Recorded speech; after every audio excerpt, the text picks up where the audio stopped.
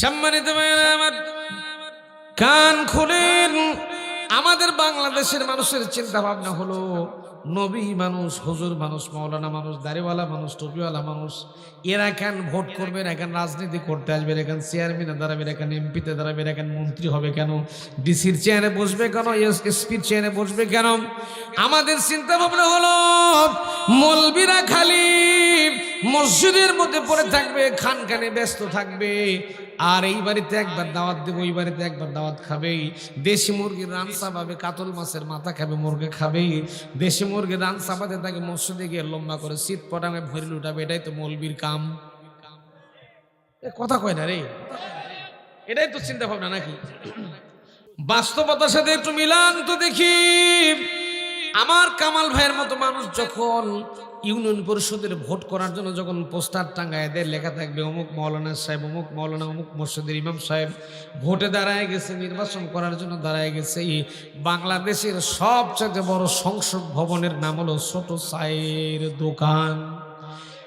এক হাতে বিড়ি মারে, আর এক হাতে চা মারে, আর ওখানে বসে বসে গল্প শুরু করে। আরে এই মৌলবি এতদিন ভালোই ছিল, লোকটা নামাজ পড়াতো, তার পিছনে নামাজ পড়তাম, লোকটাও দেখতেছে ভোটে দাঁড়াইছে, চেয়ারম্যানের ভোট করার জন্য দাঁড়ায় গেছে, তার মানে মৌলবিরও ক্ষমতার লোভ আছে।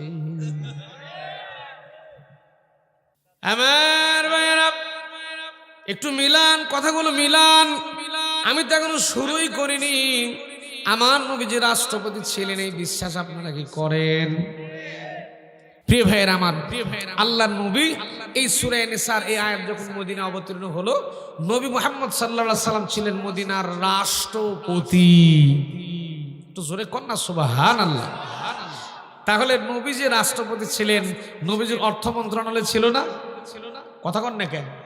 অর্থ মন্ত্রণালয় ছিল, তারপরে আপনার হোম মিনিস্ট্রি ছিল, সব মন্ত্রণালয়গুলো আমার নবীজি পরিচালনা করতেন মসজিদ নববীতে থেকে। যেরকম সুবহানাল্লাহ।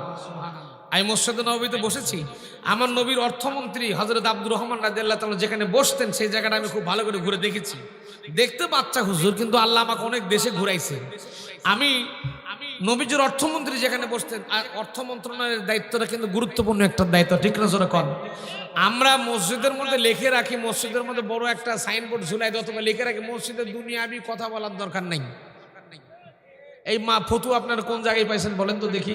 অথচ নবী নিজে মসজিদে নববীতে থেকে 16টা মিনিস্ট্রি, 16টা মন্ত্রণালয় আল্লাহর হাবিব মুহাম্মদ রাসূলুল্লাহ সাল্লাল্লাহু আলাইহি ওয়াসাল্লাম পরিচালনা করেছিলেন। জোরে করেন আল্লাহু আকবার, আল্লাহু আকবার।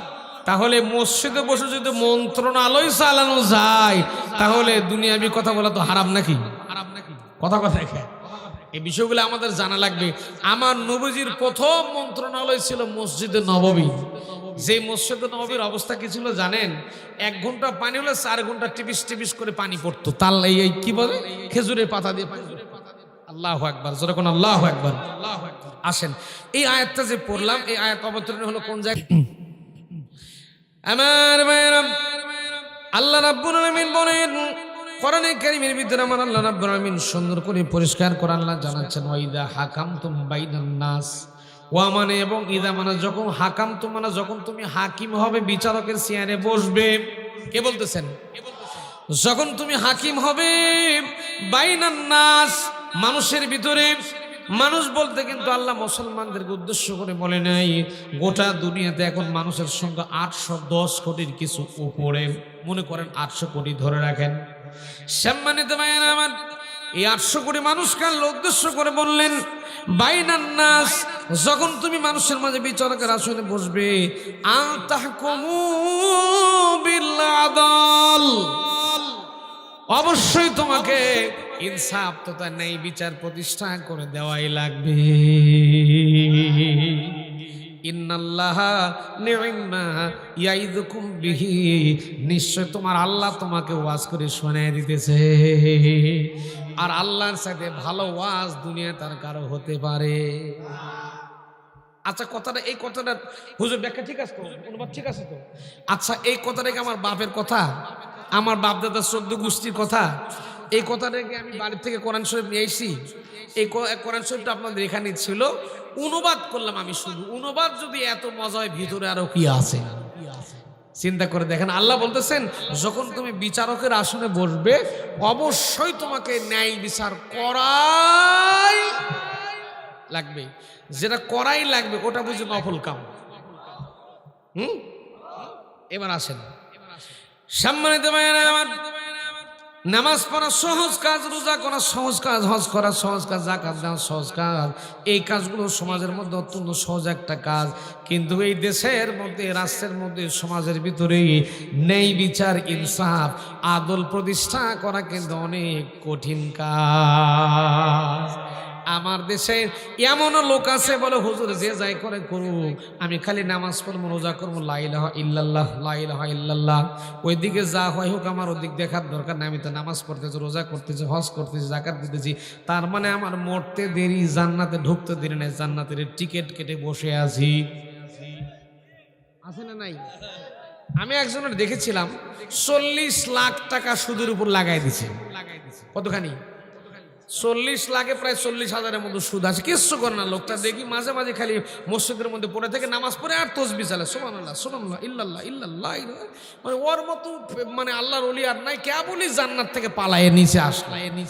আমি একদিন জিজ্ঞেস করলাম, ভাই আপনি চলেন কেমন? আমরা এত ওয়াজ করি, চাকরি করি, বাকরি করি, তাও অবস্থা খারাপ, বউয়ের ঝাড়ি শুনতে শুনতে অবস্থা খারাপ, আর আপনি চলেন কেমনি?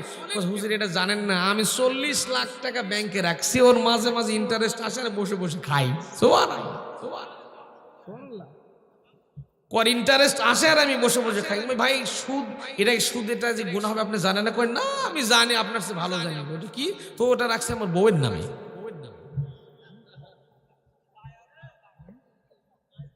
এইরকম লোক আমার সমাজে, বাংলাদেশে নাই। তাহলে এই আয়াতে বোঝা গেল ন্যায় বিচার আপনাকে করা লাগবে, এটা ফরজ। যেরকম আল্লাহু আকবার। শুধু ফরজ নয়, যত ফরজ আছে সবচেয়ে গুরুত্বপূর্ণ ফরজ হলো সমাজে ন্যায় বিচার প্রতিষ্ঠা করে দেওয়া।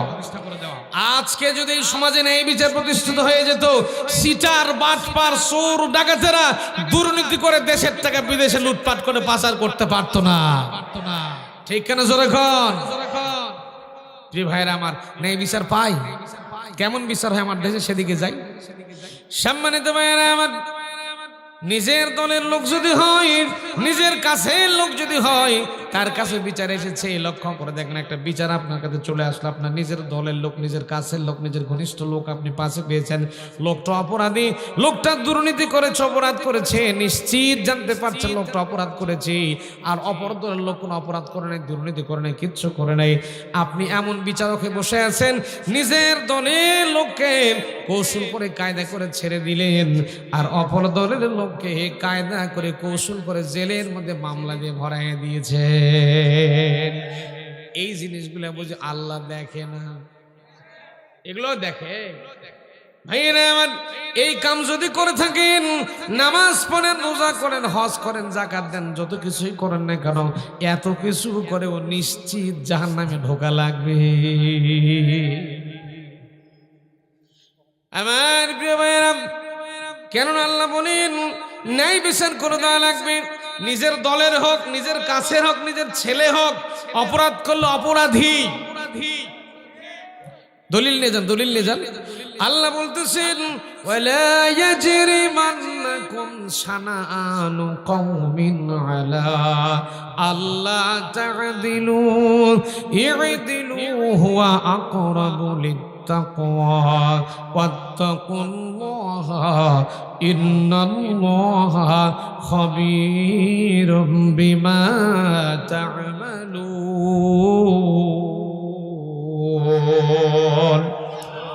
আচ্ছা ভাই, কোরআনের আয়াত তেলাওয়াত করলে উচ্চ আওয়াজে আল্লাহু আকবার বললে কি কষ্ট হবে ভাই? খুব কষ্ট হবে। আপনারা কি আল্লাহু আকবার বলতে পারবেন? আমি যতবার কোরআন থেকে তেলাওয়াত করব ততবার উচ্চ স্বরে আল্লাহু আকবার বলা লাগবে। রাজি আছেন তো আপনারা? হাত তোলেন তো, কারা কারা পারবেন না?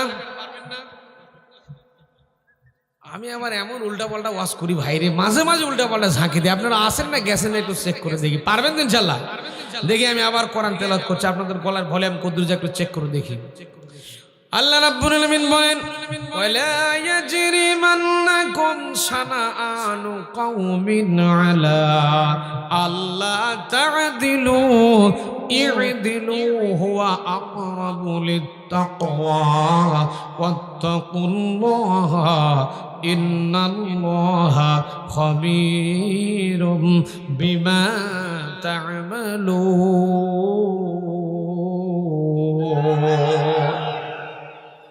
এখন আসেন ভাইরা আমার পাশে যাইয়েদ একজন আলেম বসে আছেন। আল্লাহ রাব্বুল আলামিন বলেন ওয়ালা ইয়াজরিমান্নাকুম শানানু কওমিন। খেয়াল করেন আয়াতের দিকে লক্ষ্য করেন। আল্লাহ বলেন ওয়ালা ইয়াজরিমান্নাকুম শানানু কওমিন। আল্লাহ বলতেছেন শানানু শব্দের মানে অপছন্দ করা, ঘৃণা করা। তুমি যাকে অপছন্দ করো, যাকে ঘৃণা করো, শানানু কওমিন। আপনি যদি কোনো দলকে ঘৃণা করেন, অপছন্দ করেন, কোনো মানুষকে যদি অপছন্দ করেন, শানানু কওমিন। আল্লাহ বলেন যদি কোনো দলকে, জাতিকে, বর্ণকে, গোষ্ঠীকে, মানুষকে যদি তুমি ঘৃণা করো, অপছন্দ করো, আর ওই মানুষটার বিচারটাও যদি তোমার কাছে আসে, আমি আল্লাহ তোমাকে অর্ডার করছি ওই মানুষটার জন্য তোমাকে ইনসাফপূর্ণ ন্যায় বিচার প্রতিষ্ঠা করে দেওয়াই লাগবে। আমরা বাংলাদেশে লক্ষ্য করে দেখি, নিজের দলেরটা যদি হয় আস্তে করে কায়দা করে ছেড়ে দেই, অপর দলের লোকের নামে মিথ্যা মামলা দিয়ে জেলের মধ্যে ঢুকাইয়া দেই। আছে না নাই? তবে বগুড়াই নাই। আমার প্রিয় ভাইরা, অনেকের আবার অ্যালার্জি শুরু হয়ে গেল। বেগুন খাইলে কিন্তু দেখেন কিছুক্ষণ পর বেগুন যদি খায় একটু পরে খুব চুলকায়। এখন কোরআনের হক কথা যেই পড়া শুরু হবে অনেকের চুলকানি শুরু হয়ে যায়। কথা কয় না রে, কথা কয় না রে। মানে যখন দেখবে কোরআনের আসল ওয়াজ হচ্ছে, কোরআনের তাফসীর হচ্ছে, বলে হুজুর এগুলা সব রাজনীতি করতেছে। আচ্ছা, আমি কোরআনের বাইরে একটা কথা বলেছি, আপনার কয় ঘন্টা দলিল লাগবে আমার কাছে বসান, দলিল দেবো ইনশাল্লাহ। কিন্তু আপনাকে আজকে মাথা মগজ একটু খেয়াল করা লাগবে। আল্লাহর কোরআনের আলোচনা শোনাই লাগবে যখন আল্লাহু আকবার। এই সমাজে ন্যায় বিচার প্রতিষ্ঠা করা কি? জোরে কোন কি? আমার প্রিয় ভাইরা, ন্যায় বিচার যদি প্রতিষ্ঠিত হয়ে যেত, এই সমাজ যদি ন্যায় বিচারে থাকতো, তাহলে আল্লাহর ওলিদেরকে আজকে জেলখানার মধ্যে মরা লাগতো না, ফাঁসির কাঠগড়ায় দাঁড়িয়ে মরা লাগতো না। যদি ন্যায় বিচার পেতেন, আল্লামা দেলোয়ার হোসেন সাঈদী রাহিমাহুল্লাহকে এইরকম করে এই বেঈমানের বাচ্চারা, এই গোষ্ঠীরা, ফেরাউনের গোষ্ঠীরা আল্লামা দেলোয়ার হোসেন সাঈদীকে এরকম করে হত্যা করতে পারত।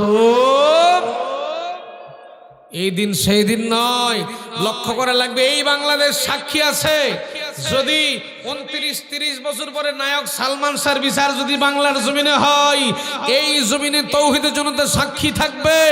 একদিন হোক আল্লামা সাঈদী হত্যার বিচার বাংলাদেশেই হবেই।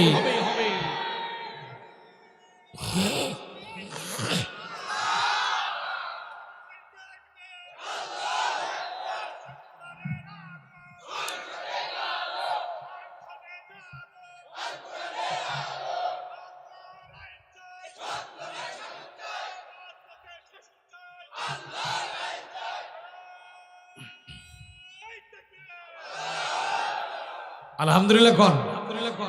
আরে ভাই, আল্লাহর আইন যদি প্রতিষ্ঠা হয়, ন্যায় বিচার হওয়ার সম্ভাবনা আছে না নাই? জোরে কোন আছে না নাই? আচ্ছা, আল্লাহর আইন যদি প্রতিষ্ঠা হয়, আমার কামাল ভাই যদি চেয়ারে বসে, কামাল ভাইয়ের নিজের আত্মীয় স্বজন যদি কোনো সিটারি বাটপারি চুরি দুর্নীতি করে, তাহলে অপর পক্ষের অন্য দলে একটা আপিল করলো ভাইয়ের কাছে, নিজের তিনি প্রুফ দেখতেছেন নিজের দলের লোক করছে, যে নিজের ছেলেও যদি অপরাধ করে তাকেও কিন্তু শাস্তি দিয়ে এক জাররা পরিমাণ ভাববে। এবার আসেন আমার নবীর জীবনের দিকে একটু তাকান তো, দিকে আমার নবীর জীবন কি ছিল। আমাদের দেশে যখন জমি জমা সংক্রান্ত ঝামেলা আমাদের দেশে হয় না ভাই? কথা কয় না ভাই। জমি জমা যদি আমার জমি আমার করিম ভাই ঠেলে খায় বা জাল দলিল করে খায়, তাহলে আমি চিন্তা করবো না জমিটা ফেরত নেওয়ার জন্য? তো আমার নবীর জামানায় একজন মুসলমান নাম ছিল বিশর। কি নাম? বিশর। এই লোকটা ছিল ধনী মানুষ, এই লোকটা খুব বড় লোক মানুষ ছিল, ধনী লোক ছিল। এই যদি কোনো বড়লোক মানুষ হয়, ধনী হয়, ওর মানে টাকা পয়সা ঠেলায় গরিবদেরকে মানুষই মনে করে। কি মানে কি ওই কি হয়ে গেছে রে, ঠিক না? জোরে কর আমার ভাইরা। তো বিশর ছিল মুসলমান, পাশে একটা মানুষ ছিল ইহুদি। কি মানুষ? ইহুদি লোক। এই ইহুদির এক খণ্ড জমি ছিল, এই এক টুকরা জমি ইহুদি ছিল বাপদাদের পৈতৃক সম্পত্তি, সে ভোগ দখল করছিল। এখন এর তো গায়ের জোর আছে, দলীয় জোর, বুঝেন না? এখন দলের ক্ষমতায় তো চান্দাবাজি সবকিছু চলতেছে, দলের ঠেলার ফুটানি দেখে কথা কর নাকি আমার প্রিয় ভাইরা। এখন এই বিশর মুসলমান, মদিনার তখন প্রেসিডেন্ট আল্লাহর হাবিব সাল্লাল্লাহু আলাইহি সাল্লাম, এখন বিশর একটু গাউজুর একটু ভাব দেখা যায়, এই তুই ইহুদি মানুষ, তুই মদিনার থাকবি মানে, আর আমার ঘরের পাশে জমি, তুই কোনো জমি টমি পাবি না, যা। জমি গায়ের জোরে জমিটা জাল দলিল করে ওর জমিটা ভোগ দখল করা শুরু করে দিয়েছে বিশর মুসলমান। ভালো করে খেয়াল করেন, আল্লাহর নবী মদিনার রাষ্ট্রপতি এই সময় ইহুদির উপর অত্যাচার করতেছে, বিশর গায়ের জোরে জমি দখল করতেছে। এখন বিশর বারবার বিশরের কাছে ইহুদি গিয়া বলে, ভাই ভাই বিশর রে, তুমি তো বড় লোক মানুষ, ধনী মানুষ, তুমি আমার এই এই এই সামান্য এক টুকরা জমি আর লিও না ভাই, আমাকে জমিটা তুমি ফেরত দিয়ে দাও ভাই। কে শুনে কার কথা? এখন জমি যদি কেউ জাল দলিল করে ভোগ দখল করে, অন্যের জমির আইল ঠেলে খেতে তো মজাই লাগে। এখন বিশ্বরা মজা পাচ্ছে, আর তোর জমি জমা দেওয়া যাবে না, যা চলে যা। এখন আমরা যখন জমি জমা সংগ্রহ এইরকম যদি ভেজালের মধ্যে পড়ে যাই, তবে বাংলাদেশে এরকম জাল দলিল করে জমিতে কেউ খায় না। খায় খায় খায় আমার সাথে দলিল নেন, কি করছে জানেন? নিজের বোনের জমি মেরে দিছে। আল্লাহর ওলি হজ করতেছে, আচ্ছা বলেন হজ জাকাত সবকিছু করার পর মানুষের হক মানলে কি আল্লাহর জান্নাতে যাওয়া যাবে? যাবে যাবে। এখন আমাদের যখন জমি জমা সংক্রান্ত ঝামেলা হয়, আমরা ডাইরেক্ট ইউনিয়ন পরিষদের চেয়ারম্যান বরাবর আপিল করি, বিচার দেই যে আমার এই ঘটনা, আমার জমিটা বের করে দেন। এখন এই লোক, ইহুদি লোক, বারবার বিশরের কাছে গিয়ে বলে যে, ভাই বিশর, তুমি আমার জমিটা ফেরত দিয়ে দাও। আচ্ছা অফ করে দেন, আমার জমিটা তুমি ফেরত দিয়ে দাও। ভাই তুমি তো মুসলমান, কি কথা বলেন? বলতেছে, ভাই তুমি তো মুসলমান, তুমি তো নবীর পেছনে নামাজ পড়ো, জেহাদে পয়সা দাও, টাকা দাও, সব কিছু তুমি করো, ভাই তুমি আমার জমিটা নিও না, ভাই আমার জমিটা তুমি ফেরত দিয়ে দাও, ভাই আমার জমিটা তুমি ভোগ দখল করে খেও না। আমার প্রিয় ভাইয়েরা, বিষয় ইহুদির কথা শোনে না, কোনো কথা শোনে না, ইহুদির কথা শোনে না, জমিটা ফেরত দেয় না। এক পর্যায়ে ইহুদি চিন্তা করলে এরকম কোনো জমি ফেরত পাওয়া যাবে না, আল্লাহ নবীর কোর্টে মামলা দায়ের করা লাগবে। আমার প্রিয় ভাইয়েরা, আল্লাহর নবী মুহাম্মদুর রাসূলুল্লাহ সাল্লাল্লাহু আলাইহি সাল্লাম ছিলেন তখন মদিনার রাষ্ট্রপতি। নবীজির কোর্টে একটা মামলা দিলেন, মামলার মধ্যে লিখে দিলেন, হে নবী, আমি আপনার মদিনার বাসিন্দা, মদিনাতে বসবাস করে আমি বললাম ইহুদি মানুষ, আমি কিন্তু কলেমা পড়ে মুসলমান হইনি, আমি ইহুদি মানুষ, আমি আপনার কোর্ট থেকে একটা বিচার চাইতেছি। হে নবী, আপনার একজন মুসলমান নাম হলো বিশর, সে ধনী মানুষ, আমার বাড়ির পাশে বসবাস করে, আমার প্রতিবেশী। আমার প্রতিবেশী এই লোকটা আমার বাপদাদার পৈতৃক সম্পদ ছিল এক খণ্ড জমি, এক খণ্ড জমি আমি ভোগ দখল করে অনেকদিন পর্যন্ত ভোগ দখল করে খেয়েছি, কিন্তু এখন আপনার দলের কারণে, আপনার কারণে, আপনার যেহেতু আপনি রাষ্ট্রপতি মদিনার প্রেসিডেন্ট, এই ভাবটা দেখায় সে আমার জমিটা জবরদখল করে ভোগ দখল করে খাইতেছে। হে নবী, আপনার কাছে মামলা দিলাম, আমি জানি আপনি হলাম না ইনসাফের প্রতীক, কেননা আল্লাহর নবী বিচার করবেন কি দিয়ে? আর কোরআনের বিচার যারা করেন তারা সঠিক বিচার করে। ওয়াতাম্মাত কালিমাতু রাব্বিকা সিদকান ওয়া আদলা লা মুবাদদিলা লিকালিমাতিহি ওয়া হুয়াস সামিউল আলীম।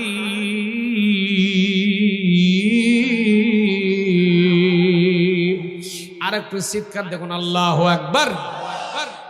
ভাইরা আমার, আল্লাহ রাব্বুল আলামিন জানাচ্ছেন এই কিতাবটার চাইতে কোরআনের সাথে বিশ্বের মধ্যে শ্রেষ্ঠ কিতাব, বিচারের কিতাব আর কিছুই হতে পারে না। নবীর করে বিচার দিলেন, নবীজি বিচারটা কোর্ট করলেন, বিচার কোর্ট করার পরে এখন বিচার আচার মামলা পরিচালনা করার জন্য জমির আরএস খতিয়ান, সিএস খতিয়ান, 62, 72 গোষ্ঠীর সত্য দেখার দরকার আছে না নাই? এখন বিচার করতে গেলে, জমি জমা সংক্রান্ত বিচার করতে গেলে জমির রেকর্ড লাগবে, জমির সিএস খতিয়ান, খারিজ, খাম খাতিয়ান, দলিল পত্র, দলিল আদিল্লাহ দরকার আছে না নাই? নবীজি নোটিশ করলেন, বিশরকেও নোটিশ করলেন, ইহুদিকেও নোটিশ করলেন, অমুক দিন নির্ধারিত একটা সময় তোমাদেরকে দেওয়া হলো, নির্ধারিত সময় তোমরা চলে আসবে, তোমাদের মামলা কোর্টে হিয়ারিং হবে, শুনানি হবে, বিচার আচার কমপ্লিট করে দেওয়া হবে, তবে তোমাদের জমির কাগজপত্র, দলিল পত্র, দলিল আদিল্লাহ যাদের সবগুলো নিয়ে তোমরা আমার কাছে হাজির হয়ে যাবে। প্রিয় ভাইরা আমার, বিশর চলে আসলো। আসলে বিশরের ছিল জাল দলিল করা। কি দলিল? জাল দলিল করে বিশদ জমিটা ভোগ দখল করছিল। এই জাল দলিল সব বিশদ চলে এসেছে, আর ইহুদি চলে এসেছে অরিজিনাল কাগজপত্র, বাপদাদার পৈতৃক সম্পত্তির অরিজিনাল কাগজপত্র নিয়ে চলে এসেছে। আসার পরে আল্লাহর নবী মুহাম্মদুর রাসূলুল্লাহ সাল্লাল্লাহু আলাইহি সাল্লামের কোর্টে যখন প্লেস করে দেওয়া হলো, আল্লাহর হাবিব প্রথমে বিশর নামক মুসলমানকে ডাকতে বলছে, বিশরে সত্য করে বলো এই জমিটা তুমি কোন কায়দায় কেমন করে ভোগ দখল করছো, তুমি একটু সত্য করে বলো। এখন বিশর তো ধনী মানুষের তো গায়ের জোর আলাদা, ধনী মানুষ বড় লোকদের একটু ঝাড়ি এরকম আলাদা হয়। গায়ের জোরে বলতেছে, হে নবী আমি জমিটা কিনেছি, টাকা দিয়ে খরিদ করেছি, পয়সা দিয়ে টাকা দিয়ে কিনেছি, এই যে জমির দলিল পত্র আপনার সামনে উপস্থাপন করে দিলাম, জমির দলিল আপনি গ্রহণ করেন। এই বলে জমির দলিলটা দেখায় দিতেছে। নবী আমার যেহেতু রাষ্ট্রপতি ছিলেন, মদিনার রাষ্ট্রনায়ক ছিলেন, নবী জমির দলিলটা দেখলেন, দেখার পর অপেক্ষমানে দাঁড়িয়ে থাকলেন। কিছুক্ষণ পরে ইহুদিকে ডাকতে বলেন, তুমি একটু বলো তো দেখি, সত্য করে বলো এই জমিটা কার, তোমার দলিল পত্র একটু প্লেস করে দাও। দুইজনের দলিল পত্র নবীজি দেখলেন। এখন বলেন তো দেখি ভাই, রেকর্ডে যার নাম আছে সেই তো আসল মালিক। যদি আপনি একটা জাল বানোয়ার দলিল করেন, বিচারকের আগে বুঝবে কিনা কন। এখন নবীজি দেখলেন রেকর্ডের নাম আছে, বিশরের নাম নাই, রেকর্ডের নাম আছে, বাপদাদার নাম আছে, ইহুদির বাপদাদার নাম আছে। নবীজি দেখলেন 100% বিশর জমিটা জাল দলিল করে ভোগ দখল করতেছে গায়ের জোরে। কিসের জোরে? এইরকম গায়ের জোরে বাংলাদেশে কিছু কিছু আল্লাহর ওলি আছে, টেম্পো স্ট্যান্ড, রিক্সা স্ট্যান্ড, বাস স্ট্যান্ড, দোকানদার এমনকি চায়ের দোকানের থেকে চান্দাবাজি শুরু করে দিতেছে। না আপনাদের বগুড়াতে নাই ভাইরা আমার। আল্লাহর কোরআন যদি প্রতিষ্ঠিত হয়ে যায়, এই সিটারি বাটপারি দুর্নীতি চলবে না। এই জন্য করে সিটার বাটপার দুর্নীতিবাদ যারা সমাজের মধ্যে আছে, এরা চায় না আল্লাহর জমিনে আল্লাহর এই বিধান, কোরআন নামক সংবিধান পার্লামেন্টে যাক, সংসদে যাক, এই জিনিসটাই সিটার বাটপার চোরেরা চায় না। কেননা আল্লাহর কোরআন যদি সংসদ চলে, আল্লাহর কোরআন দিয়ে যদি রাষ্ট্র চলে, বাংলাদেশ যদি সংসদ কোরআন দিয়ে যদি চলে, তাহলে তো এই সিটারেরা চুরি করে, বাটপারি করে, দুর্নীতি করে দেশের কোটি কোটি টাকা লুটপাট করে বিদেশে পাচার করতে পারবে না। আছে না নাই? এই জন্য চায় না আল্লাহর কোরআনের আইন প্রতিষ্ঠিত, কোরআনের বিচার বাংলার জমিনে প্রতিষ্ঠিত, এই জিনিসটা যারা চায় না। কেননা চুরি করলে কি করবে, কোন কি করবে? আমার ভাইরা লক্ষ্য করে দেখবেন, গামছার মতো দেখতে লুঙ্গি না, লুঙ্গির মতো দেখতে সেটা কিন্তু লুঙ্গি না, তার নাম হলো গামছা। নেতার মতো দেখতে সেটা কিন্তু নেতা না, সেটা নাম হলো চামচা। এই বাংলাদেশটা চামচা দিয়ে ভরে গেছে। আছে না নাই? আমার প্রিয় ভাইরা, আল্লাহর আইন দিয়ে যদি জমিন চলে, দেশটা চলে, রাষ্ট্র চলে, এই বাংলাদেশটা সোনার একটা বাংলাদেশে পরিণত হয়ে যাবে। জোরাকন ঠিক কিনা? জোরাকন ঠিক কিনা? আমরা বাংলাদেশের মানুষ নিরাপদে ঘুমাতে পারবো, নিরাপদে শান্তিতে থাকতে পারবো। প্রিয় ভাইরা, উদাহরণস্বরূপ বলতে হয়, আমি গিয়েছি ভারতের এমন কোন রাজ্য আমি ঘুরি নাই, সব রাজ্যগুলোতে আমি প্রোগ্রাম করি। আমি মিডল ইস্টের অনেকগুলো দেশ ভ্রমণ করি, সৌদি আরব গেছি, বাহরাইন গিয়েছি, কাতার গিয়েছি, অনেকগুলো রাজ্যে আমি ঘোরাফেরা করেছি। মিডল ইস্টের দেশগুলোতে ভ্রমণ করে যেটা দেখলাম, আমার প্রিয় ভাইরা, মিডল ইস্টের দেশগুলোতে আপনারা যদি কেউ হজ করেন অথবা মক্কা মদিনায় গিয়ে থাকেন, লক্ষ্য করে দেখবেন মদিনাতে একটা দোকানের যতগুলো সোনা থাকে, আপনাদের বগুড়া জেলার সব সোনাকে একত্র করে কিন্তু মদিনার একটা দোকানের সোনার সোমা হবে না, এত সোনা থাকে। তারপরে যখন আল্লাহু আকবার আজান যখন পড়ে যায়, সব দৌড়ে চলে গেছে মসজিদের মধ্যে, সব মসজিদের মধ্যে ঢুকে গেছে নামাজের মধ্যে। এখন দোকানপাট সব ওপেনলি খোলা আছে, কোটি কোটি টাকার সোনার দোকান পড়ে আছে, কেউ নাই। দোকান পাহারা দিচ্ছেন তিনি কে? কোটি কোটি টাকার সোনার দোকানে পাহারা দেওয়া লাগে না, সেখানে কিছুই করা লাগে না। কোটি কোটি টাকার সোনার দোকান পড়ে থাকে। অথচ বাংলাদেশে আমরা যখন নতুন বাটা জুতা কিনি, বাটা জুতা কেনার পরে যখন মোকামতলা মসজিদের মধ্যে নামাজের মধ্যে যাই, রুকুর মধ্যে যখন ঢুকে একবার সেজদা, একবার রুকুর মধ্যে যখন যাই, একবার সুবহান রাব্বিয়াল আলা পরে একবার চিন্তা করি বাটার জুতা। কথা কয় না রে পারে, ঠিক কিনা ঠিক কিনা ঠিক কিনা। কোটি কোটি টাকার সোনার দোকানে সোনা চুরি হয় না, অথচ বাংলাদেশে ঠিকঠাক মতো মসজিদের বাইরে বেরোলে দেখি নতুন জুতাই নাই, আছে না নাই? আমার প্রিয় ভাইয়েরা, আমরা এমন সমাজে বসবাস করে লক্ষ্য করে দেখবেন, যখন আমরা বলি আসো আসো, নামাজ পড়ো, রোজা করো, হজ করো, যাকাত দাও, সব ঠিক আছে, যখন বলবেন আল্লাহর আসো, আল্লাহর আইনের দিকে আসো, আল্লাহর বিধানের দিকে আসো, আল্লাহর কোরআনের দিকে আসো, তখন কিছু লোক বলে হুজুর এগুলা রাজনীতি, এগুলার পাশে আমরা নেই, আমি এগুলাম রাজনীতি করি না। এটা হলো নির্ভেজাল মুনাফিক। দলিল আমি দিন, ফতোয়া আল্লাহ দিচ্ছে সূরা নিসা 61 নম্বর আয়াত। এবার আয়াত খুলেন, দলিল নিয়ে যান। আল্লাহ বলেন, ওয়াইদা কিলা লাহুম তাআলাউ ইলা মা আনজালাল্লাহ ওয়া ইলার রাসূল রাআইতাল মুনাফিকিনা ইয়াসুদ্দুনা আনকা সুদুদা। আল্লাহ বলেন, নবী আপনি যখন বলবেন আসো আসো, ওয়াইদা কিলা লাহুম তাআলাউ ইলা মা আনজালাল্লাহ, আসো আল্লাহর আইনের দিকে আসো, নবীজির বিধানের দিকে আসো, নবীজির তরিকতের দিকে আসো, নবীজির পথের দিকে আসো। যখন এই নবী আপনি দেখবেন, যখন তাদেরকে বলবেন আসো আল্লাহর এই আইন প্রতিষ্ঠা করার কাজ করি, আসো নবীজির পথে চলার চেষ্টা করি, হে নবী আপনি দেখবেন রায়তা শব্দের মানে হলো দেখা। যখন আপনি মানুষকে বলবেন আসো আল্লাহর আইনের দিকে আসো, কোরআনের দিকে আসো, নবীর বিধানের দিকে আসো, নবীর তরিকতের দিকে আসো, আল্লাহর আইন নবীজির তরিকত প্রতিষ্ঠা করার কাজ করি, তখন হে নবী আপনি দেখবেন ওরা নামাজ রোজা হজ যাকাত সব করবে। যখন আপনি আল্লাহর আইনের কথা বলবেন, ওরা আস্তে করে আপনার লাইন থেকে সরে চলে যাবে। এদেরকে দেখবেন রাআইতাল মুনাফিকিনা ইয়াসুদ্দুনা আনকা সুদুদা, হে নবী আপনি দেখবেন মুনাফিক যারা, তারা আস্তে করে আপনার লাইন থেকে সরে চলে যাবে।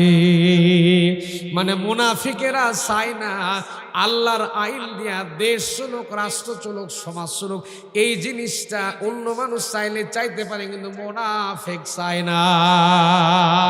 এরকম মুনাফিক মার্কা মুসলমান সমাজে আছে না নাই? ওয়াজ কি কিছু মাথায় ধরতেছে? ভাইরা আমার, মুনাফিক সব চাই, আল্লাহর আইন চায় না, আল্লাহর বিচার চায় না, আল্লাহর বিধান চায় না। আমার প্রিয় ভাই, আল্লাহর বিধান যারা চাইবে না, আল্লাহর দিন প্রতিষ্ঠা করার কথা যারা বলে না, আল্লাহর দিনকে প্রতিষ্ঠিত হোক এই জিনিসটা যারা চায় না, আল্লাহ দলিল দিচ্ছেন সে নির্ভেজাল মুনাফিক। কি? কেননা দলিল হচ্ছে রাআইতাল মুনাফিকিনা ইয়াসুদ্দুনা আনকা সুদুদা, হে নবী আপনি দেখবেন মুনাফিক যারা আছে, আপনি যখন আল্লাহর আইনের কথা বলবেন না, বিধানের কথা যখন বলবেন, রাআইতাল মুনাফিকিনা ইয়াসুদ্দুনা আনকা সুদুদা, আপনি দেখবেন মুনাফিক যারা, এরা আস্তে করে আপনার লাইন থেকে কেটে সরে চলে যাবে। ভাইরা আমার, এই দেশটা যদি ইসলামিক দেশ হয়ে যেত, ইসলামী রাষ্ট্র হয়ে যেত, তাহলে আমরা নাই বিচার পেয়ে যেতাম। আমার প্রিয় ভাইরা, আমাদের বাংলাদেশ আমরা লক্ষ্য করে দেখেছি, আমরা পর্যবেক্ষণ করে দেখলাম, সেটা হলো এই দেশের মাটিতে আপনি মোকামতলা থেকে এই আনন্দগঞ্জ পর্যন্ত আপনার 8-9-এ পড়া বাচ্চা মেয়েটাকে যদি রাত 8টার দিকে মোকামতলা থেকে ছেড়ে দেন, আনন্দগঞ্জ প্রাইমারি বিদ্যালয়ে আসতে পারবে কিনা সন্দেহ আছে। আর আমি মক্কা মদিনায় দেখেছি রাত 2টা 3টা 4টা 5টা নাই, 24 আওয়ার্স একটা মেয়ে চলবে, ছেলে চলবে, ছড়াছড়ি, কোনো সমস্যা নাই, কেউ কোনো প্রবলেম করবে না, কেউ কোনো কিছুই করবে না। অথচ বাংলাদেশে আমরা নিরাপদে চলাচল করতে পারি। নিরাপদে চলাচল করতে গেলে আল্লাহর আইন এই জমিনে প্রতিষ্ঠা করার দরকার আছে না নাই? ভাইরা আমার, সময় কিন্তু বারবার আসে না, এক যুগ আমাদেরকে আওয়াজ তুলতে হবে, আল্লাহর আইন প্রতিষ্ঠা করার জন্য আওয়াজ তুলতে হবে, আল্লাহর কোরআন বিচারের আওয়াজ তোলা লাগবে। এই জন্য আমাদেরকে কোরআন প্রতিষ্ঠা করার কাজ করার দরকার আছে না নাই? এবার উদাহরণ দিয়ে লক্ষ্য করেন ভাইরা আমার, কারা সিটারবাদ চোর দুর্নীতিবাজ, কারা তারা চায় না আল্লাহর আইন রাষ্ট্র চলুক। আপনারা যখন জমি রেজিস্ট্রেশন করেন তখন আপনার শিবগঞ্জে যান, জানতো নাকি? শিবগঞ্জে যান না ভাইরা আমার? শিবগঞ্জে যখন গেলেন, শিবগঞ্জে যাওয়ার পরে দলিল লেখকের যখন গেলেন, স্ট্যাম্প ভ্যান্ডারের কাছে যখন গেলেন, ভ্যান্ডার সাহেব আপনাকে বলে, ভাইজান আপনার জমি রেজিস্ট্রেশন করার জন্য স্ট্যাম্প ভ্যান্ডার খরচ হলো 20,000 টাকা, আর টেবিল খরচ দেওয়া লাগে 20,000। কি খরচ? টেবিল খরচ দেওয়া লাগে 20,000। এখন জমি রেজিস্ট্রি হয়ে গেল, ওই টেবিল হলো আপনার সাথে জামাতে দাঁড়াইছে, নামাজ পড়তে দাঁড়াইছে, ওই টেবিল হলো নামাজ পড়তেছে, আপনি নামাজ পড়তেছেন। টেবিলওয়ালা যখন নামাজ পড়তেছে আপনি পড়তেছেন, আপনি নামাজের মধ্যে পড়তেছেন ইয়্যাকা না'বুদু ওয়া ইয়্যাকা নাস্তাঈন, আল্লাহ আমি তোমার গোলাম, তোমার ইবাদত করি, তোমার দাসত্ব করি, তোমার সবকিছু করি। আল্লাহ বলে, বুঝলাম তুই সবকিছু করিস, তো তোর পকেটে কি? কথা কোন দেখে পকেটে কি? প্রিয় ভাইরা আমার, শুধু তা নয়, আল্লাহর আইন হলো, আল্লাহর কোরআনের রায় হলো, আল্লাহর কোরআনের বিচার হলো, চুরি করলে হাত কি করা লাগবে? কথার জবাব দেন প্রিয় ভাইরা, কি করা লাগবে? আল্লাহর আইনের বিচার হলো চুরি করলে হাত কেটে দেওয়া লাগবে। এখন বাংলাদেশ স্বাধীন হয়ে গেছে, 53-54 বছর পর্যন্ত স্বাধীনতার বয়স হয়ে গেছে। বলেন তো দেখি বাংলাদেশে কয়জন মানুষের হাত কাটা হয়েছে? কয়জনের? যদি হাত কাটা রায় থাকতো, গ্রামে গ্রামে এরকম গরু চোরার ডাকাতি হতো। ভাইরে আমার, কোরআন দিয়ে আমরা নামাজ পড়ি, কোরআন দিয়ে রোজা করি, হজ করি, যাকাত দিই, সবকিছু করি, কিন্তু কোরআনের বিচার মানি না। আছে না নাই?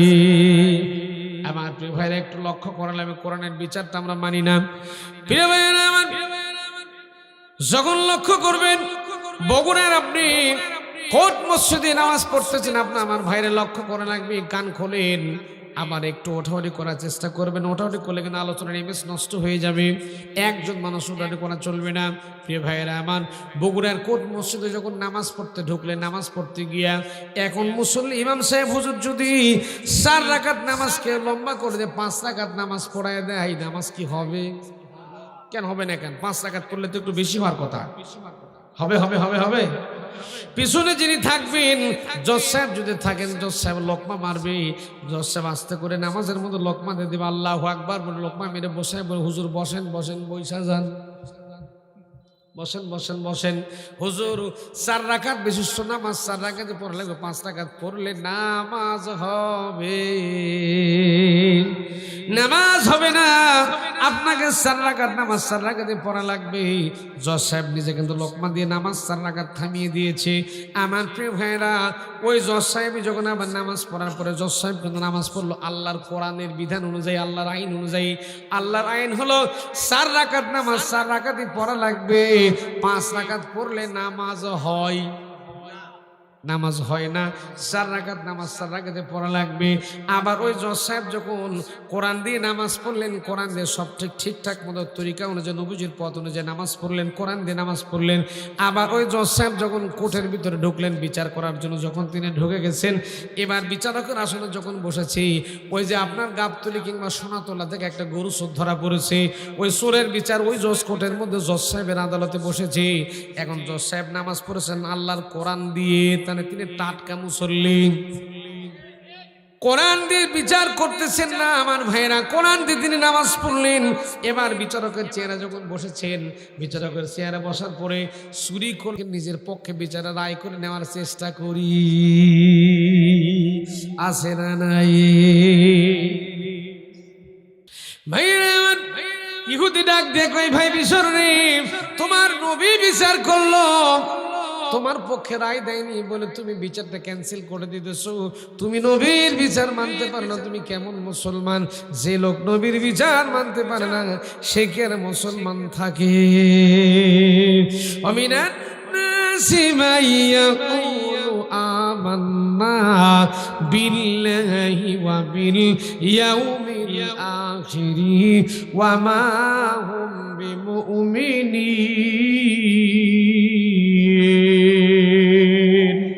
يخادعون الله والذين آمنوا وما يخدعون إلا أنفسهم وما يشعرون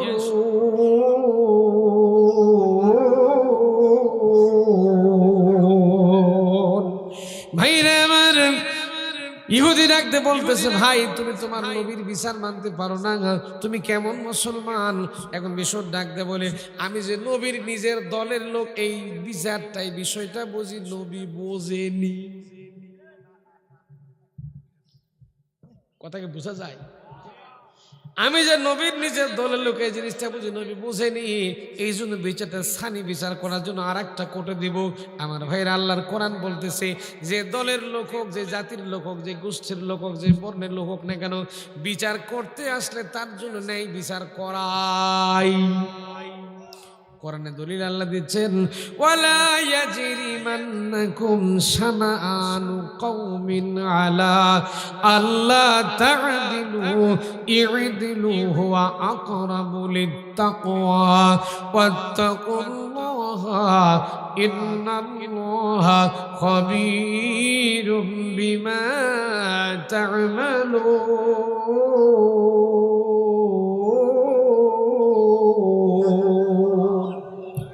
ভাইরা আমার, যে দলের লোক হোক, যে জাতির লোক হোক, যে গোত্রের লোক হোক না কেন, তার জন্য ইনসাফ পূর্ণ হোক, ন্যায় বিচার প্রতিষ্ঠা করাই লাগবে। যারা ন্যায় বিচার করে না তারা হলো নির্দিষ্ট কাফের। দলিল লাগবে নাকি? নিয়ে যান। আল্লাহ বলে সূরা মায়েদার মধ্যে, ওয়ামান লাম ইয়াহকুম বিমা আনজালাল্লাহু ফাউলাইকা হুমুল কাফিরুন ফাউলাইকা হুমুল ফাসিকুন ফাউলাইকা হুমুজ জালিমুন। আল্লাহ বলতেছেন, যারা কোরআনের বিচার মানে না, যারা কোরআনের বিচার করে না, যারা কোরআনের বিচার চলুক এই জিনিসটা যারা চায় না, এরা কাফের, এরা ফাসিক, এরা জালেম জালেম জালেম।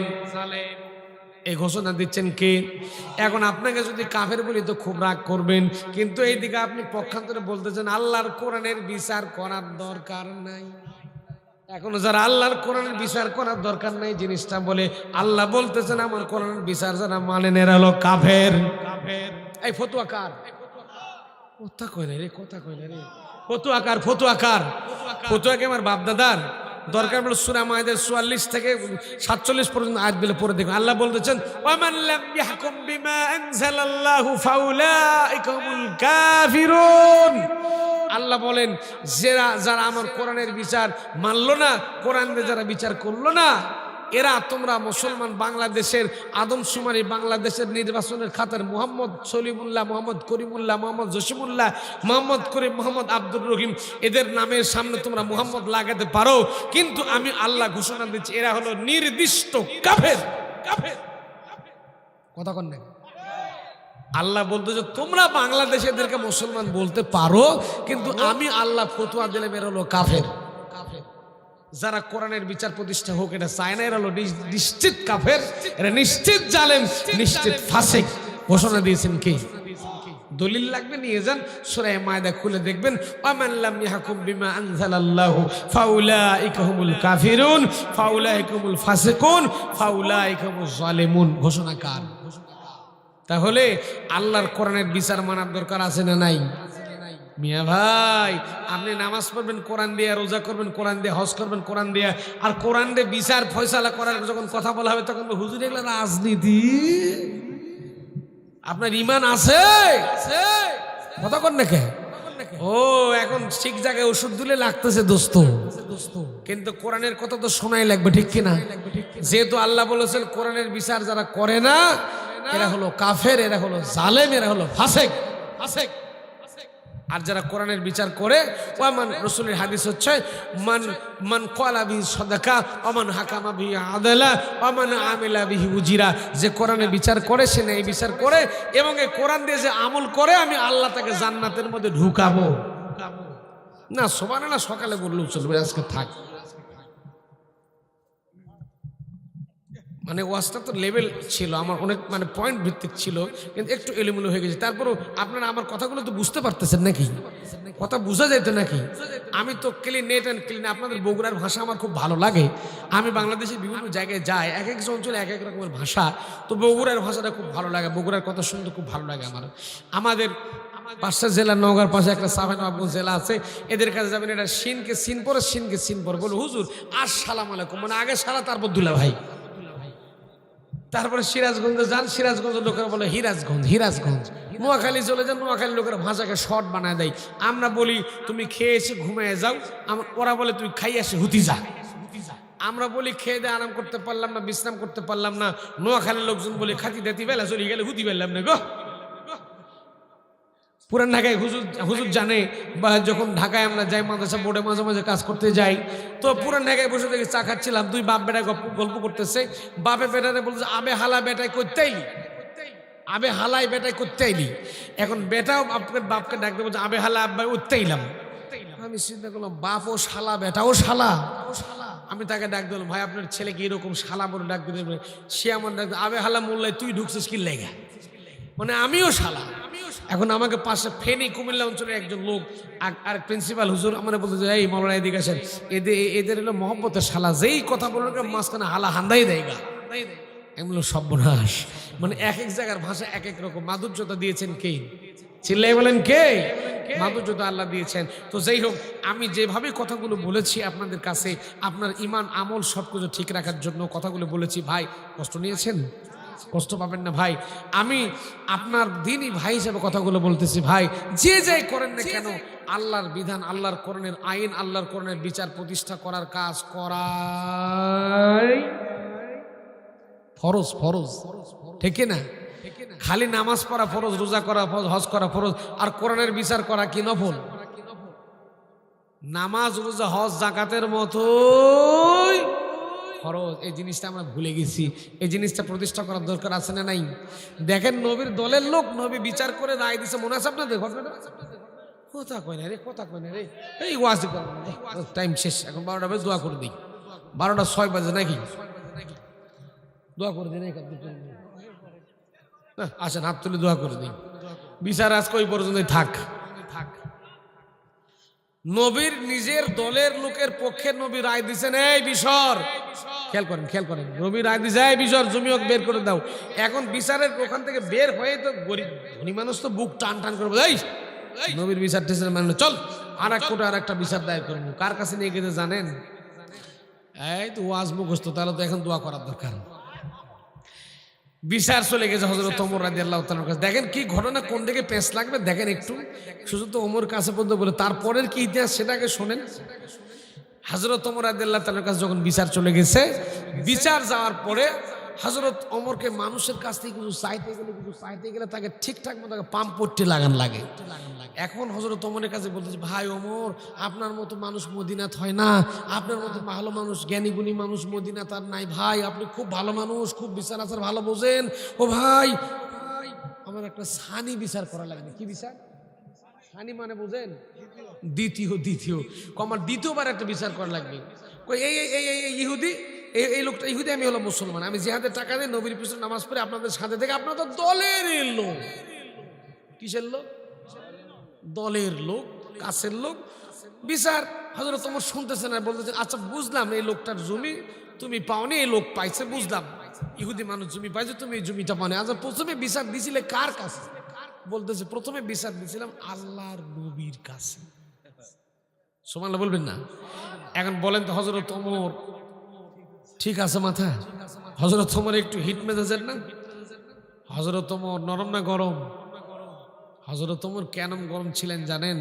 হযরত ওমরের কথা বলতে গেলে মাথা অফ হয়ে যায় আমার ভাইরা। হযরত ওমর এত গরম মানুষ ছিলেন, ছোট্ট একটা হাদিস মনে করে বলবো না, বাদ দেব। হযরত ওমর রাদিয়াল্লাহু তাআলা যখন দেশের রাষ্ট্রপ্রধান যখন ছিলেন, তিনি হযরত ওমর 32 লক্ষ বর্গ মাইলের রাষ্ট্রপতির নাম হলো হযরত ওমর রাদিয়াল্লাহু তাআলা। তিনি খুতবা দিচ্ছেন, ভালো করে খেয়াল করেন, সকসকে নতুন একটা জামা গায়ে দিয়ে খুতবা দিচ্ছিলেন। এমন সময় একজন লোক দাঁড়ায় গেছে, দাঁড়ায় বলছে, ওই ওমর, আমার দেশের মেম্বার চেয়ারম্যান যদি ওর ফুটানি দেখে কি? আর রাষ্ট্রপতিকে বলছে, এই ওমর, একটা সাধারণ মানুষ মসজিদে খুতবা চলতেছে, খুতবা যখন হয় আমরা তো নিশ্চুপ হয়ে খুতবা শুনি, ঠিক না? হুজুর খুতবা পড়ালেও কথা বলার দরকার হলে পরে কথা বলি। এখন হযরত ওমর রাষ্ট্রপতি, তিনি নিজে খুতবা দিচ্ছেন, নতুন একটা জুব্বা গায়ে দিয়ে খুতবা দিচ্ছেন। আর এই লোক দাঁড়ায় বলছে, হযরত ওমর, আমরা কোনো চোরের মুখে খুতবা শুনবো না। চিন্তা করেন কত বড় কথা কার সামনে দাঁড়াই বলছে। এমনিতে হযরত ওমর গরম, তারপর দেশের রাষ্ট্রপতি। আমাদের দেশের যে চেয়ারম্যানকে যদি বলতাম আমরা সোরের মুখে বড় বড় কথা বলি, রিলিফের গম সোর, সিমেন্ট সোর, বালু সোর, খোয়া সোর, ইট সোর, গোষ্ঠী শুদ্ধা সোর, এই সমস্ত সোরের বক্তব্য আমরা শুনবো না। এই কথা যদি আমরা বলতাম ওখানেই বাটাম ফাটা, ঠিক না যখন। আর হযরত ওমর দেশের রাষ্ট্রপতি, তাকে বলতেছে হযরত ওমর আমরা কোনো সুরের মুখ থেকে কোনো বক্তব্য খুতবা টুতবা আমরা শুনবো না। হযরত ওমর যিনি যত গরম তিনি আবার ততটাই বেশি নরম হতে পারেন। আল্লাহু আকবার। যেই হযরত ওমরকে সুর বলেছে হযরত ওমর কেঁদে ফেলেছেন। হযরত ওমর দাঁড়িয়ে আছেন, তিনি নিজেকে স্থির রাখতে পারছেন না। কেতাবের পাতায় এসেছে হযরত ওমর থরথর করে কাঁপতেছেন, চোখ দিয়ে টিপ টিপ করে পানি পড়তে। হযরত ওমর চিন্তা করলেন নিশ্চিত আমার কোনো জায়গায় কোনো ভুল হয়ে গেছে দেশ চালাতে গিয়ে। দেখেন ইসলামী রাষ্ট্র এমনি চলে না ভাই, ইসলামী রাষ্ট্র আলাদা হিসাবে চলে। হযরত ওমর অবাক হয়ে গেলেন, বলছেন কি হয়েছে ভাই তুমি একটু বলো। লোকটা বলতেছে হযরত ওমর কয়েকদিন আগে বাইতুল মাল থেকে কাপড় দিয়েছিলে, এক টুকরা করে কাপড় পেয়েছি, আমিও পেয়েছি, তুমিও পাইছো, সবাই এক টুকরা করে কাপড় পাইছি। এক টুকরা কাপড় নিয়ে যে আমাদের ঠিকঠাক মতো জুব্বা হয় না, অথচ তোমার এক টুকরা কাপড় দিয়ে এত বড় জুব্বা, নতুন জুব্বা গায়ে দিয়ে তুমি নামাজ পড়তেছো, তার মানে হলো এক টুকরা কাপড় বাইতুল মাল থেকে পাইছো আর এক টুকরা নিশ্চিত চুরি করছো। চিন্তা, ওর মাথার মধ্যে কি চিন্তা। এখন হযরত ওমর বলতেছেন ভাই, হযরত ওমর আর কথা বলে চুপ মেরে দাঁড়িয়ে আছেন। হযরত ওমরের বেটার নাম হল আব্দুল্লাহ ইবনে ওমর রাদিয়াল্লাহু তাআলা, অনেকগুলো হাদিস বর্ণনা করেছেন তিনি। হযরত আব্দুল্লাহ ইবনে ওমর রাদিয়াল্লাহু তাআলা ওমরের ছেলে হযরত আব্দুল্লাহ ইবনে ওমর রাদিয়াল্লাহু তাআলা বলছেন, হে ভাই আমার বাপকে এই প্রশ্নের জবাব দেওয়া লাগবে না, আমি এই প্রশ্নের জবাব দিতে চাই। আমার ভাইরা কষ্ট হচ্ছে আপনাদের, ভাইরা আমার। হযরত ওমর রাদিয়াল্লাহু তাআলা ছেলে আব্দুল্লাহ ইবনে ওমর ডাকতে বললেন, ভাই আমার বাপকে জবাব দেওয়া লাগবে না, কোনো কিছু করা লাগবে না। সেই দিন বাইতুল মাল থেকে কাপড় বিতরণ করা হয়, কাপড় বিতরণ হওয়ার পরে আমার বাপ এক টুকরা কাপড় পেয়েছিল, আমি এক টুকরা কাপড় পেয়েছি। আমার বাপ এমন একটা মানুষ, ছেঁড়া তালে দেওয়া জামা গায়ে দিয়ে আমার বাপ খুতবা দিত। আমার বাপের খুব কষ্ট হতো, দেশ পরিচালনা করতো ছেঁড়া তালে দেওয়া জামা দিয়া। আমার বাপ যখন সরকারি কোষাগার থেকে, রাষ্ট্রীয় কোষাগার থেকে এক টুকরা কাপড় যখন আমার বাপ নিয়েছিল, এই কাপড়টা নিয়ে যাওয়ার পরে আমার বাপ যেদিন পাঞ্জাবি বানাবে, যেদিন জুব্বা বানাতে দেবে, আমার বাপ রাতের বেলায় বারবার মাপ যোগ দেয়, কিন্তু কাপড় কোনো মতো হয় না। এক টুকরা কাপড় দিয়ে কোনো মতো একটা জুব্বা তৈরি হয় না। হযরত ওমর দেশের রাষ্ট্রপতি, হযরত ওমর দেশের বাদশাহ, দেশের রাষ্ট্রনায়ক, দেশের প্রেসিডেন্ট, অথচ এক টুকরা কাপড়, এক টুকরা কাপড়ের অভাবের জন্য তার জামা হয় না। হযরত ওমর রাদিয়াল্লাহু তাআলা তাহাজ্জুদের নামাজে পড়ে গেছেন, আল্লাহর কাছে কথা বলতেছেন, আল্লাহর সঙ্গে কথা বলে সেজদা দেওয়া শেষ হয়ে যায়, দোয়া করে বলতেছেন, আল্লাহ গো আমি ওমর দেশের বাদশাহ, দেশের রাষ্ট্রপতি, অথচ এক টুকরা কাপড় আমার ইনকাম করার মতো পয়সা নাই। এক টুকরা কাপড় আমার কাছে আছে, আর এক টুকরা কাপড় পেলে হয়তো আমি একটা জামা বানাতে পারতাম, নতুন একটা জামা করতে পারতাম, এই জামা দিয়ে আমি খুতবা দিতে পারতাম, জামা দিয়ে রাষ্ট্রীয় কার্যক্রম পরিচালনা করতে পারতাম, কিন্তু আমার তো জামা হচ্ছে না, আমার তো জামা হয় না। হযরত আব্দুল্লাহ বিন ওমর বলেন, আমি আমার বাপের কান্না পার্শ্ব ঘর থেকে শুনতে পেলাম, গিয়ে দেখি আমার বাবা দুনিয়ার কারো কাছে বলতেছে না, সরাসরি আমার আল্লাহর কাছে এক টুকরা কাপড় চাইতেছে। আমার কাছে এক টুকরা কাপড় ছিল, নিয়মতান্ত্রিক অনুযায়ী রাষ্ট্রীয় কাপড় সবাই পাবে, এক টুকরা করে কাপড় সবাই পেয়েছে। আমার বাবা এক টুকরা কাপড় পাইছে, আমি এক টুকরা কাপড় পেয়েছি। এক টুকরা কাপড় আমার বাপ যখন এরকম করে কান্নাকারি করে আল্লাহকে জানাই দিতেছে, আমি আব্দুল্লাহ বিন ওমর আস্তে করে আমার কাপড়টা নিয়ে গিয়ে আমার বাপের হাতে দান করে দিয়েছি। আমার বাপ যে কাপড় পাইছে ওই কাপড় এবং আমি আব্দুল্লাহ বিন ওমর আমার কাপড়, এই দুইটা কাপড় জোড়া দিয়া আমার বাপ জুব্বা বানায়, সেই জুব্বা পরে আজকে জুম্মার খুতবা দিতেছে। খবরদার আমার বাপকে সুর বলবো না, আল্লাহু আকবার। চিন্তা করে দেখেন, আর আমার দেশে হলে অবস্থা কি হয়ে যেত। সে হযরত ওমরের কাছে গিয়ে বলতেছে, ভাই তুমি বিচারটা করে দাও। হযরত ওমর বলতেছে, ভাই বুঝলাম তোমার সব কথা শুনতেছি, তো প্রথমে বিচার দিছিলে কার কাছে? এখন এই লোকটা বলতেছে, বিচার দিছিলাম নবীর কাছে, কিন্তু আমি যে নবীর দলের লোক এই জিনিসটা বুঝি নবী বোঝেন। কথা বলে না, বলতে যে আমি যে নবীর দলের লোক, নবীর কাছের লোক, এই জিনিসটা বুঝি নবী। ভাই তুমি একটু বিচক্ষণ মানুষ, জ্ঞানীগুণী মানুষ, বিচারে পারদর্শী, তুমি বিচারটা নতুন স্টাইলে একটু করে দাও তো ভাই। হযরত ওমর বলছেন ভাই নবীর বিচার তুমি মানোনি না। হযরত ওমর চিন্তা করতেছে নবীর বিচার যে লোক মানে না ওই লোক কি আর মুসলমান থাকে? আস্তে করে কর। হযরত ওমর বলেন ভাই তোমাদের বিচার করার জন্য আমাকে বাড়ির ঢোকা লাগবে। সুবহানাল্লাহ। কালকে আস্তে করে শর্ট করে দেই। সুবহানাল্লাহ। হযরত ওমর রাদিয়াল্লাহু তাআলা ভিতরে গেলেন, চাদর একটা মুড়ি দিলেন, চাদরের মধ্যে করে একটা তরবারি আনলেন। আনার পরে হাত দিয়ে, বাম হাত দিয়ে চুলের মুষ্টি ধরলেন। মুসলমানের বিষরে বড়লোক মানুষের তাও চুলের মুষ্টি ধরলেন হাত দিয়ে এরকম করে। ভালো করে খেয়াল করেন, হাদিস বলছি, গল্প শোনাচ্ছি না। হযরত ওমর রাদিয়াল্লাহু তাআলা চুলের মুষ্টি ধরলেন, ধরার পরে তরবারিটা বের করে আল্লাহু আকবার বলে কল্লাটা দুটুকরা বানায় দিলেন আর বলতেছেন আল্লাহর নবীর বিচার যে লোক মানতে পারে না ওই মানুষটার বিচার মুখ দিয়ে হয় না, এইরকম করে তরবারি দিয়ে তার বিচার করে দেওয়া লাগে। কল্লা দুটুকরা হয়ে গেল, দেখো একদিকে কল্লার একদিকে। এই জিনিস দেখে ইহুদি চিন্তা করলো মার দৌড়, জমি আমার লাগবে না। চিন্তা করতে যে লোক নিজের দলের টারি মারি ফেলে যে আমার কি বাঁচবে, আমাকে আমাকে কি বেঁচে রাখবে, মার দৌড়, জমির দরকার নাই ভাই। যেই দৌড় মারছে হযরত ওমর নরম হয়ে গেলেন, বললেন ভাই তুমি দৌড়ায় না, তোমার যাওয়ার দরকার নাই ভাই, এর নাম কোরআনের বিচার রে ভাই। হযরত ওমর বলছেন ভাই আসো, ভাই আসো, তুমি আমার কাছে আসো, তুমি আমার বুকে আসো ভাই, তুমি ইহুদি হয়েছো কি হয়েছে, তুমি আমার কাছে আসো। এই লোকটা তোমার ঝামেলা করছিল, তোমার ঝামেলা ক্লিয়ার করে দিলাম। আজ থেকে আল্লাহর নবী যে বিচার করে দিয়েছেন তোমার জমি তুমি আজ থেকে ভোগ দখল করে খাবা। যেরকম সুবহানাল্লাহ। এইদিকে জমি তো ইহুদিকে বের করে দিলেন হযরত ওমর, এইদিকে আল্লাহর নবীর আদালতে হযরত ওমরের নামে হত্যা মামলা হয়ে গেছে। চিন্তা করেন, হযরত ওমরের নামে হত্যা মামলা হয়ে গেছে যে হযরত ওমর রাদিয়াল্লাহু তাআলা মুসলমান হত্যা করেছেন। এখন চিন্তা কর, হযরত ওমরের নামে হত্যা মামলা হয়ে গেছে, এখন নবী বিচার করবেন কি দিয়ে? কথা বলেন না কেন? কোরআন দিয়ে। এখন নবী, আমার নবীর কাছে, আমার নবীর কোর্টে বিচার চলে গেছে যে হযরত ওমর হত্যা করেছে মুসলমানকে। এখন হত্যার বিনিময়ে হত্যা, এটা তো কোরআনের রায় নাকি? ঝামেলা হয়ে গেল, কি করা যায়? এখন নবীজি হযরত ওমর রাদিয়াল্লাহু তাআলা আনহু, এখন হযরত ওমর, আবু বকর, উসমান, আলী যেই হোক না কেন অপরাধ করলে অপরাধী।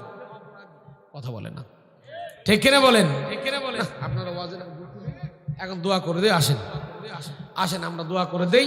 তো যাক ন্যায় বিচার প্রতিষ্ঠা করবো তো ইনশাআল্লাহ, আল্লাহ কবুল করুক, বলেন আমিন। হুজুর 12:17 বেজে গেছে, দোয়া করে দেয় আজকের মতো এই পর্যন্ত থাক। আবার যদি আল্লাহ কোনোদিন কখনো সুযোগ সময় দেয় আবারও হবে ইনশাআল্লাহ। আর ওয়াজ নাই রে ভাই, ওয়াজ শেষ। হযরত ওমরের কথা শুনবেন।